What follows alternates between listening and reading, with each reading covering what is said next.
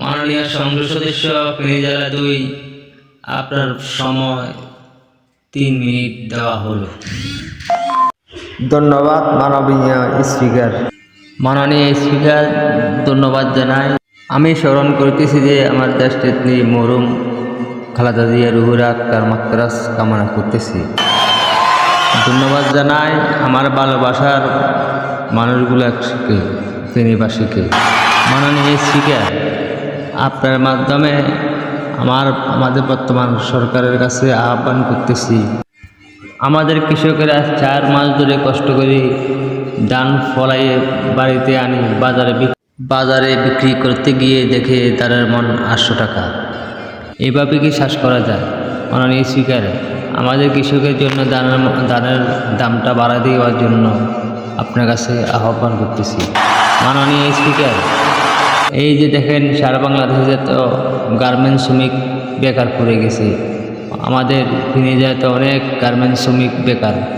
মাননীয় স্পিকার, এই গার্মেন্টসগুলো চালু করে দিলে আর সারা বাংলাদেশে অনেক শ্রমিক বেকারত্ব দূর হবে।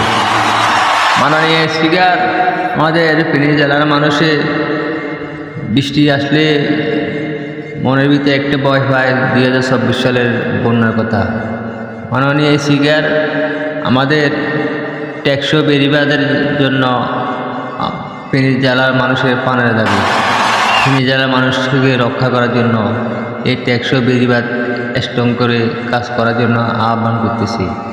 মাননীয় স্পিকার, আমি আরও আহ্বান করতেছি আপনার মাধ্যমে, আমাদের ফেনী জেলার একটা মেডিকেল কলেজ অতি দ্রুত দরকার। আপনার মাধ্যমে আমাদের নবনির্বাচিত প্রধানমন্ত্রী তারেক রহমান সাহেবের কাছে এটা সাধারণ ফেনীর মানুষ জানতে চায় এই মেডিকেল কলেজের ব্যাপারে।